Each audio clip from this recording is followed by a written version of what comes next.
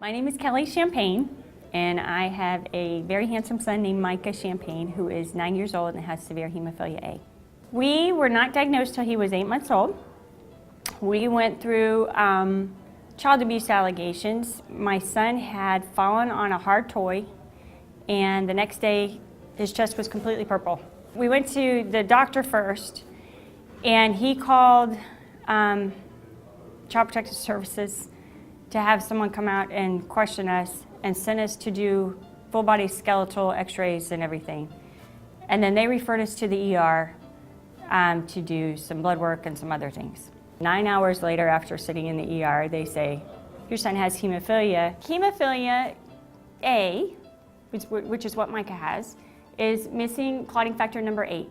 Factor, of course, is what helps your body to clot, and so when you get an injury, you know, it's going to bump the skin, and if you don't have that clotting factor in your system, it's going to keep bleeding underneath. And it will continue to bleed if you're severe until you get some factor in there, okay? Thank God in this day and age, our clotting factor is all synthetically made now. And so we don't have the risk of the bloodborne pathogens that were previously in the 80s. We got Micah's port when he was just a little over 2, and it is it's made of titanium and rubber. It's in his chest, and it's got a catheter line that goes up to the jugular vein. It's tied with silk, and then it leads down into his heart.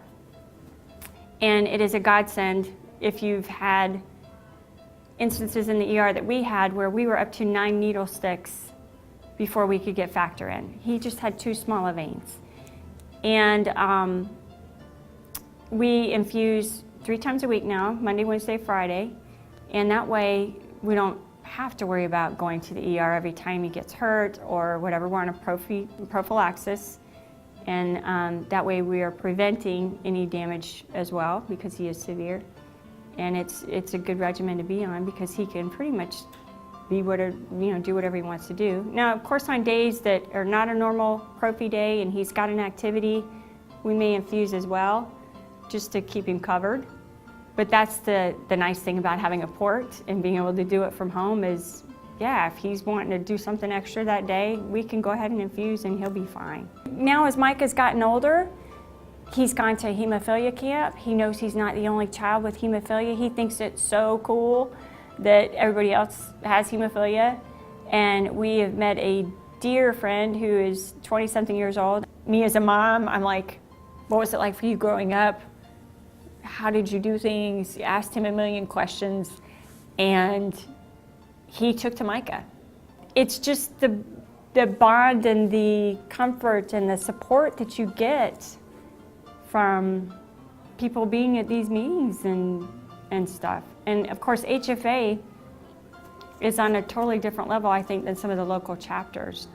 They're more family focused.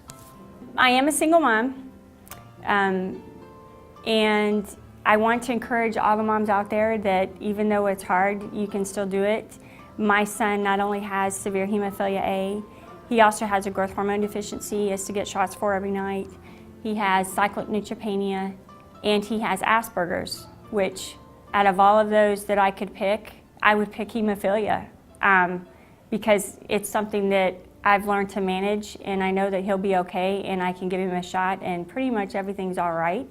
When we were first diagnosed, you know, I never could see a light at the end of the tunnel, which I think that's kind of normal.